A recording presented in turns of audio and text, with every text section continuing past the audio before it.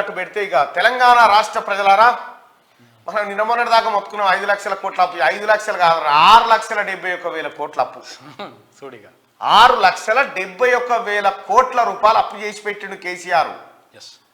TV చూస్తున్న ఈడ మీరు వార్తలు చూస్తున్న మిత్రులారా, మీ ఒక్కొక్కరి తలపైన 1,91,000 రూపాయలు అప్పు జమ చేసి పెట్టిండు. మేము 1,25,000 కానే ఉన్నాం అప్పుడు. ఇంక ఈ లెక్కలు బయటికి రాలే. 5 లక్షల కోట్ల కానే ఉన్నదేమో అన్నీ ఆపిని లేదు. 6,91,000 కోట్ల రూపాయల అప్పు దిగిపాయ. పోయిండు ఆయనతో నడమీరుగా పడ్డాడు అన్నాడు. పోయిండు కూర్చుని ట్రీట్మెంట్ చేసుకుంటూ ఆయనంతా ఆయన మసాజులు సపర్యాలు ఫిజియోథెరపీలు అవన్నీ చేసుకుంటే ఆయన ఇక ఇప్పుడు ఏమన్నా అడగాలి, మనం ఏమన్నా అడగాలి? నేను మొర్రో మొత్తుకున్నా, ఈ కుండలు పెట్టి భగవన్లు ఎత్తుకపోతుంటారు ఆయన, మొత్తం ఆగమవుతుంది, సర్వనాశనం అవుతుంది అని చెప్పినాం. ఇవి ఎప్పుడు నోరు తెరిచినా హరీష్ రావు, కేటీఆర్, వాళ్ళ మామ ఇలా రైతు బంధు ఇవ్వగలుగుతున్నాం, ఇలా పెన్షన్ ఇచ్చుకోగలుగుతున్నాం, ఈ ముచ్చట్లు చెప్పారు. ఇవి ఇచ్చినావు కరెక్టే కానీ అప్పులేడ తెచ్చినావు అని చెప్పినావు. ఆ తాత మాకు వినడనా? అప్పుల సంగతి ఏందన్నా వినడం చెప్పిండు ఆ ప్రజలారా మనకు? ఏడ చెప్పడే అప్పుల గురించి? ఇప్పుడు బయటపడ్డది. ఇప్పుడు బయటపడితే ఏమంటుండ హరీష్ రావు, మేము అప్పులు ఎందుకు చేసినాం అనుకుంటున్నావు? ఆస్తులు కొంతందుకు చేసినాం, ఆస్తులు సృష్టించేందుకు చేసినాం అంటాడు. అప్పు చేసిందే మన తలకాయలు తాకట్టు పెట్టి ఆస్తులు పెంచుకునే వాళ్ళని. 6,71,000 కోట్ల రూపాయల అప్పు అంటే ఒక్కసారి ఆ అప్పు పత్రాన్ని మీ ముంగడి తీసుకొస్తా ప్రజలారా. ఒకసారి అది చూసిన తర్వాత మనం మిగతా వార్తలలో పోవాలి మనం. అచ్చా, ఈ పెద్ద టీవీ తెచ్చి రైట్కి వచ్చింది. అచ్చా,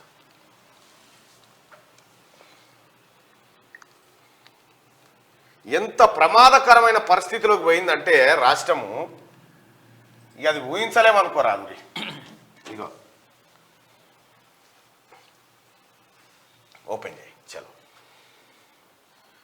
ఇగో తెలంగాణ ప్రభుత్వం విడుదల చేసినటువంటి తెలంగాణ రాష్ట్ర ఆర్థిక శ్వేతపత్రం ఇది.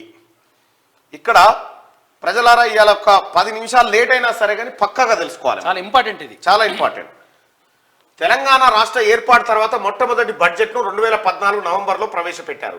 తెలంగాణ రాష్ట్ర ఏర్పాటుతో 4 కోట్ల ప్రజల ఆకాంక్షలు నెరవేరిందనే ఉత్సాహభరితమైన వాతావరణం నెలకొంది. తెలంగాణ ఉద్యమ నేపథ్యానికి ప్రధానంగా నీళ్లు నియామకాలతో పాటు నిధులు ప్రాతిపదిక ప్రత్యేక రాష్ట్ర ఏర్పాటుతో ఆర్థిక వ్యవస్థను బాధ్యతాయుతంగా క్రమ పద్ధతిలో నడుపుతారని తెలంగాణ ప్రజలు ఆకాంక్షించారు. ఉమ్మడి రాష్ట్ర ఆస్తులు మరియు కార్పొరేషన్ల విభజన అంశాలతో అనిశ్చితి మరియు పెండింగ్ లో ఉన్నప్పటికీ తెలంగాణ ఆర్థిక రంగం బలమైన పునాదులతో ప్రారంభమైంది. మొదటి 5 సంవత్సరాల్లో రెవెన్యూ మిగిలితో పాటు ఆర్థిక బాధ్యత మరియు బడ్జెట్ నిర్వహణ నిబంధనలు పాటించబడ్డాయి. కాళేశ్వరం, పాలమూరు, రంగారెడ్డి, సీతారామ, మిషన్ భగీరథ వంటి మెగా ప్రాజెక్టుల పేరుతో బడ్జెట్ వెలుపల రుణాలు తీసుకోవడం ప్రారంభించిన తర్వాత రాష్ట్ర పరిస్థితి చాలా సమూలంగా మారింది.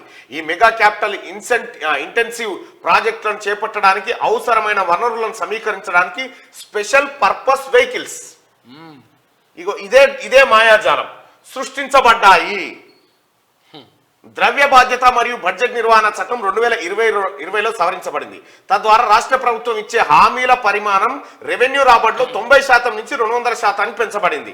బడ్జెటేతర రుణాలను పెద్ద ఎత్తున సమీకరించడం మరియు ఎస్పీవీలకు రాబడులు లేకపోవడం వల్ల ప్రభుత్వ హామీ రుణాలు బడ్జెట్ వనరుల నుండే ప్రభుత్వమే చెల్లింపు చేస్తుంది. దీనివల్ల ప్రభుత్వ హామీ రుణాలు బడ్జెట్ వనరుల నుండి ప్రభుత్వమే చెల్లించేస్తుంది. దీనివల్ల రాష్ట్ర రుణాల చెల్లింపులో పెరుగుదల కారణంగా తెలంగాణ రాష్ట్ర సంక్షేమ కార్యక్రమాలకు మరియు అభివృద్ధి పనులకు నిధుల లభ్యత తగ్గింది. ఇక ఇక్కడ ఒకసారి చూస్తే కేసీఆర్ చేసిన కథ, హరీష్ రావు ఆడిన డ్రామా అంతా ఇంత కాదు ప్రజలారా. అంచనాలు ఇగో బడ్జెట్ అంచనాలు మనోళ్ళు చెప్తా ఉంటారు కదా, కోతలు కోస్తా ఉంటారు.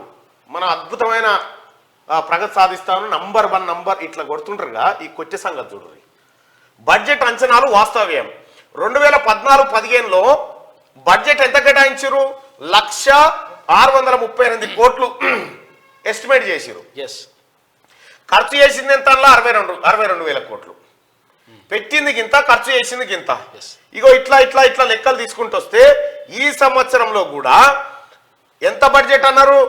2,56,859 కోట్ల బడ్జెట్ అని చెప్పారు.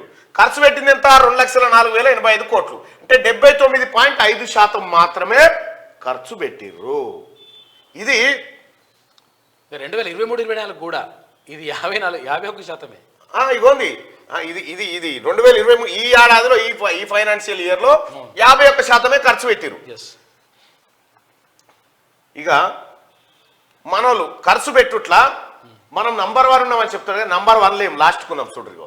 రాజస్థాన్ ఏం చేసిందంటే 2,50,247 కోట్ల బడ్జెట్ పెట్టి ఖర్చు చేసింది ఎంత? 2,91,191 కోట్లు ఖర్చు చేసింది. అంచనా తక్కువ ఉంది, ఖర్చు ఎక్కువ ఉంది. ఇక మన తెలంగాణ ఏడుందా ఈ లిస్ట్ అంటే ఇగో ఆఖరు 17వ స్థానంలో ఉంది సార్ తెలంగాణ. అత్యంత దరిద్రమైన ఆర్థిక వ్యవస్థ ఎవరిదంటే తెలంగాణదని ఇగో ఈ లిస్ట్ లో బయటపడ్డది. మొత్తం ఇంటర్ భారతదేశంలోనే 17వ ప్లేస్కి వచ్చింది.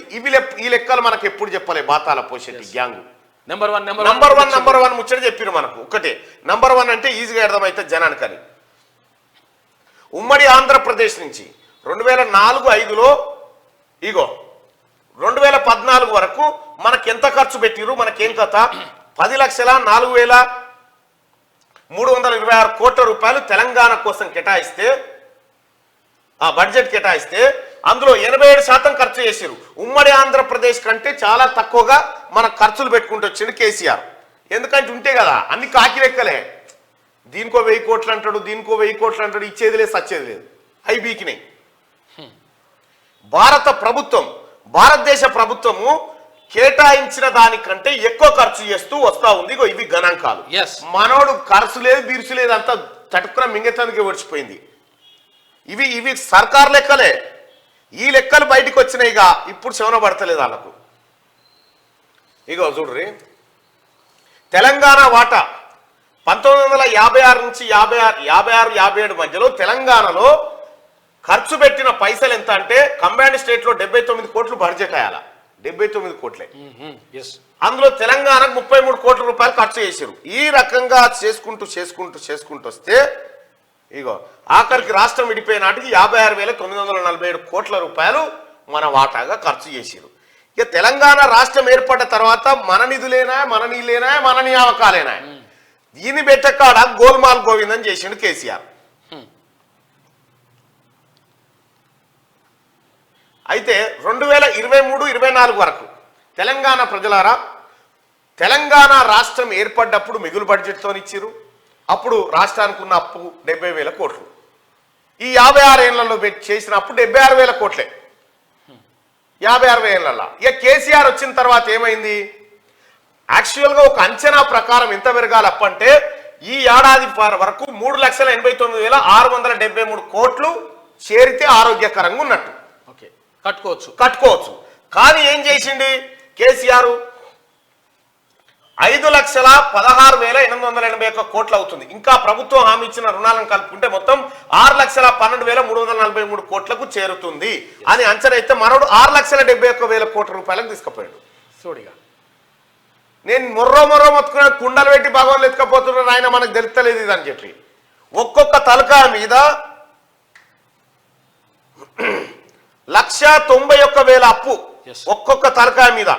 ఇగో రెవెన్యూ రిసిప్ట్స్ టు జిఎస్డిపి మనం నంబర్ 1 ఉన్నాం అంట. ఇక మన నెంబర్ 1 చూడు 13వ ప్లేస్ లో మన నెంబర్ 1 13వ ప్లేస్ లా చూడు జిఎస్డిపిలా మన నంబర్ 1 కథ గది.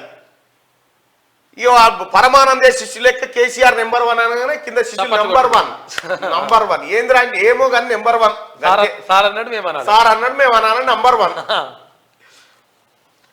అబద్ధానికి కూడా తొట్టెలు లేసి బారసాల చేస్తాడే కేసీఆర్. అబద్ధాన్ని తొట్టెలు లేసి అని పేరు పెడతాడు. ఇక దానికి అబద్ధం అని పెట్టరాయో, నిజం, వాస్తవం, సత్యం ఇటువంటి పేర్లు పెడతారు. ఇక ఇటువంటి పేర్లు పెట్టి అలాగేం తీసి ఇక చూసిరా నిజం అని తీస్తారు. అబద్ధాన్ని తొట్టెలు చేస్తాడు కేసీఆర్. అట్లా ఇక చూడండి, రాష్ట్రంలో 14 ఎస్పీవీలు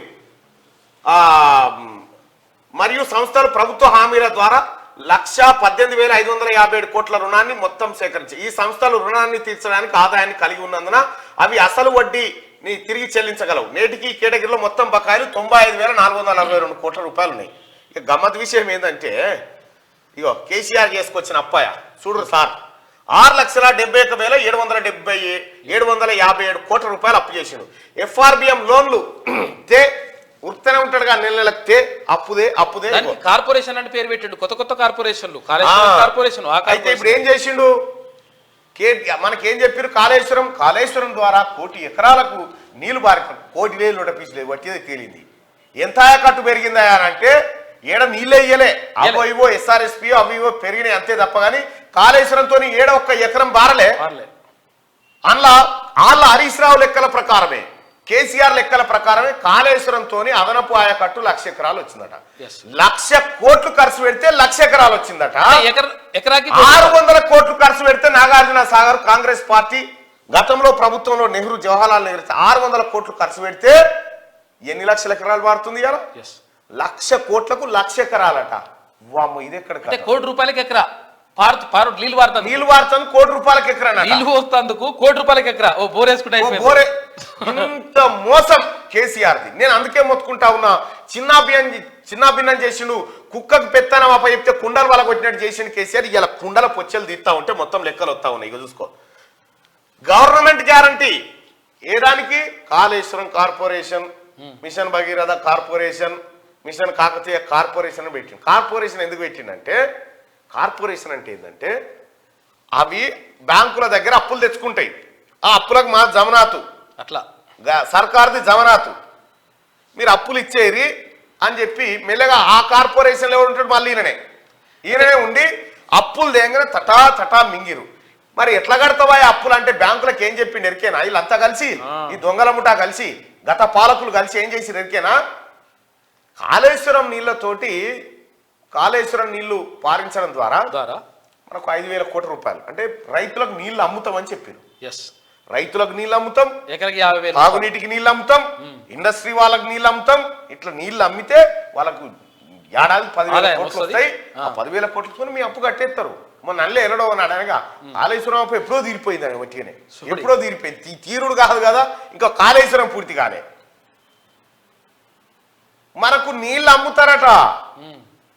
ఎట్ట తెస్తారు? ఆ DPR బయట పెట్టరు అంటే అప్పుడు బయట పెట్టలేగా. ఇగో ఇప్పుడు తేలింది కథ. ఎకరాకి ₹50,000 ఓన్లీ ఒక పంటకు. మంచిగా బ్రీఫింగ్ చేస్తా ఉద్యోగ ఇవాళ.